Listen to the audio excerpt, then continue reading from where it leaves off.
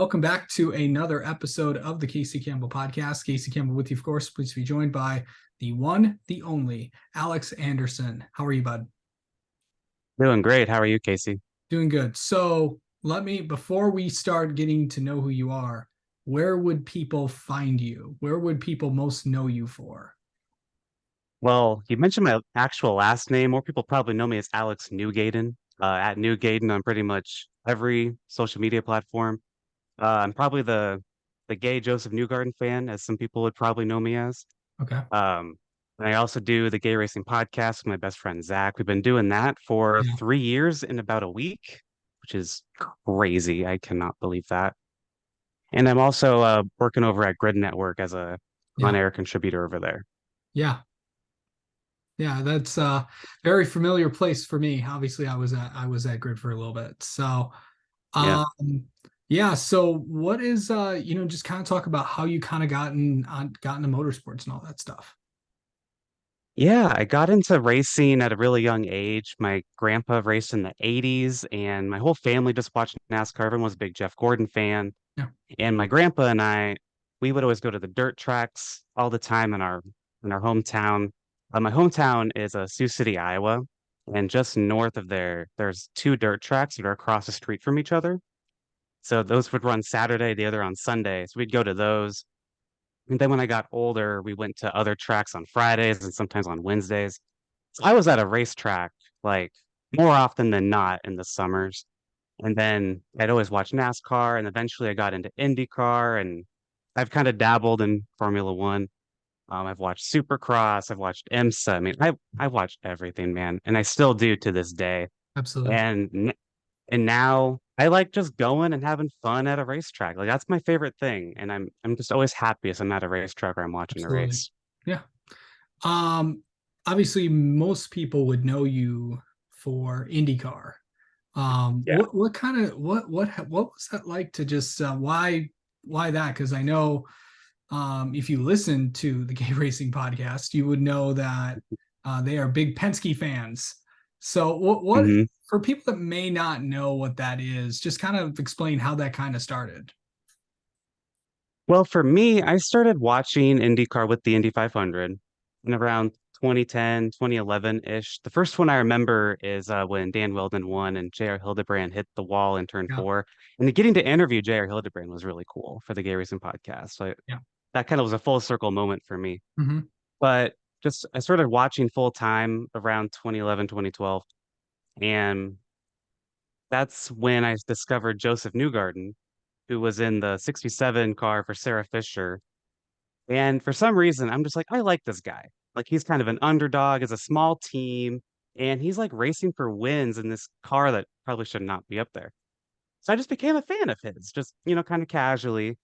And then he gets over to the 21 at Carpenter, and he's just like competing for a championship. I think he got third in championship, maybe second one year in that car, which is like, oh my gosh, this guy's so good.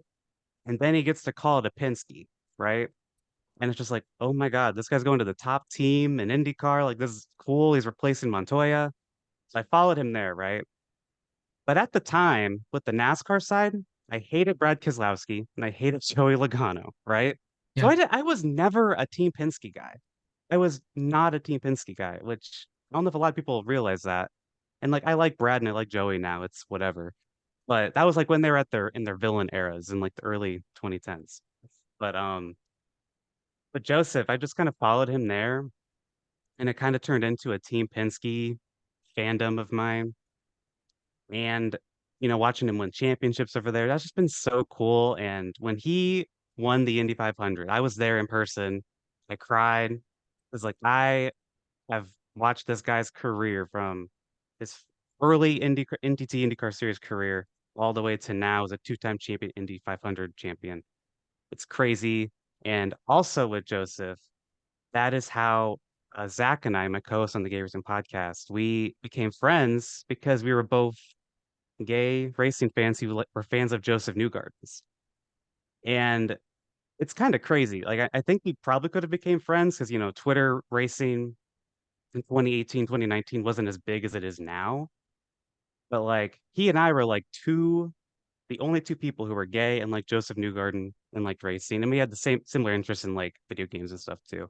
Nice. But it's just crazy that he and I had so much in common, and we really bonded over that. And then we started a podcast, kind of started as a joke, and we're still going. As I said, 3 years later, it's crazy. I love it. Are you in, to see how this thing is kind of taken off? You've had a lot of big people on there. What was that? What's that like to just have some big names in the from drivers to content Yeah. creators and all that fun stuff? Yeah. When J.R. Hildebrand followed me on Twitter, and I was like, that's crazy. So then I reached out to him like a couple weeks later, and I said, "Hey, would you want to be on my podcast?" He's like, "Yeah, I've been listening to it." And I'm like, "What? Why are you listening to my podcast?"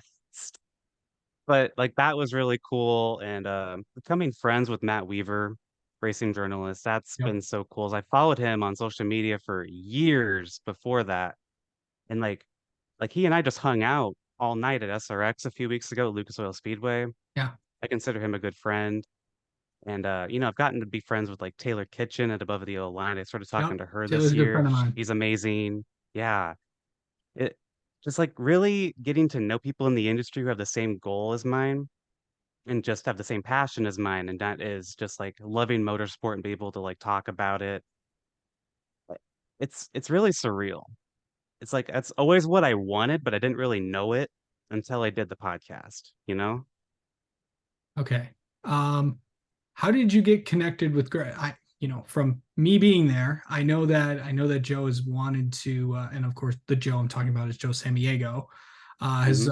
the founder of Grid Network, has wanted to kind of, you know, get more people on board. What really sold you to be part of that? Yeah, so with Grid Network, I posted a thing on Twitter or X, and that was just like, hey, I'm looking for opportunities to like work more in motorsport. I do the podcast, and just like I'd like really be able to do more things with racing. Like if you want someone to like help you with like journalism things or PR stuff or what social media stuff, I was just like, I'm down for anything, let me know. And I was told Kobe Lambeth, who works there at Grid, uh, saw my post and sent it to Joe. And then Joe messaged me and asked, "Hey, I like to chat with you. We can maybe make something happen." And we did. And I've been there for just over a month now. And it's been a lot of fun. I'm on their pre-race and their post-race shows and I'm really liking it. It's a great team and I'm happy to be there. Yeah, and obviously, if you know Grid, this is a big week for them because obviously with the IndyCar race Yeah. in Portland, Joe's going to be there. You got Oh, the yeah. opportunity to do something pretty cool. Yeah, I got to interview IndyCar driver Benjamin Peterson. That was a really cool moment. Like, I've interviewed people before. Yeah, That was the first time it was just like more of a professional setting, you know what I mean? yeah. And it was just like on a Zoom call. We had to wait for him to come on. Then he was there, asked him a couple questions. We'll probably have a few clips of that going up on Twitter in the next week or two. Asked him some good questions, I think. And yeah, really cool experience. And again, that's another thing. It's like I didn't know I would do that. Like not even like 3 years ago, before the podcast when we started, I would have never thought that would have happened. I would have the opportunity to like interview an actual race car driver. That's really cool to me.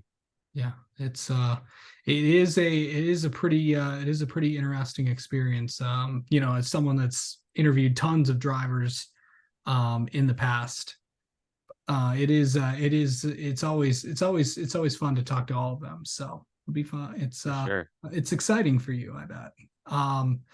Okay, Very. so with IndyCar's last 2 weeks of the season coming up, we got, there are championships to be settled this weekend in the lower divisions. Of course, the USF Juniors Championship was settled with Giafoni this weekend. We're taking the Nicholas Giafoni, the son of former IndyCar driver Felipe Giafoni, taking the USF Juniors Championship. The USF 2000 and the USF Pro 2000 championships will be settled this weekend. Um, yeah, and then of course Indy Next and IndyCar will be there as well. A big weekend out in Portland. How excited are you about that? And then of course leading into Laguna Seca. Yeah, I mean the championship I think is pretty much wrapped up unless Scott Dixon keeps pulling off some magic tricks. I think Alex Pilot's pretty much got this wrapped up. But yeah, I love any IndyCar race, and I'll be watching Portland and Laguna pretty closely. Well, Laguna, I'm not going to be watching. It'll be at NASCAR at Kansas, but I'll be watching Portland pretty closely. Pretty excited, even for Alex Palou. Um, I know he's like been Joseph's main competitor the past couple years as a fan, but he's doing some remarkable things even while he's in the midst of legal drama. I gotta respect it. It's pretty remarkable what he's been able to do, keep his focus on doing all this. But yeah, I think Portland will be a lot of fun. I think it's unpredictable to say the least because Ganassi looks like the better team on road courses this year. But you also have Christian Lundgaard, who's been kind of getting better and better every time they go to one. And Team Penske with McLaughlin, they won there last year. So I don't know. It's gonna be hard to say who wins this weekend. Yeah. What do you think about Ericsson going to Andretti? I really like it. I think that's a good fit because at Ganassi, it just sounds like he just wasn't getting paid the way he probably should be. And at Andretti, he's going to be able to get that. I think now he's going to be more respected as a driver over there because Ganassi, I think he was respected. I mean, he won him Indy 500 almost again, but he just wasn't getting financially respected. You know what I mean? So I like it. Yeah. For sure. All right. Well, Alex, thank you so much for coming on and talking with us. And well, let's have you on again sometime. Yeah, let's do it.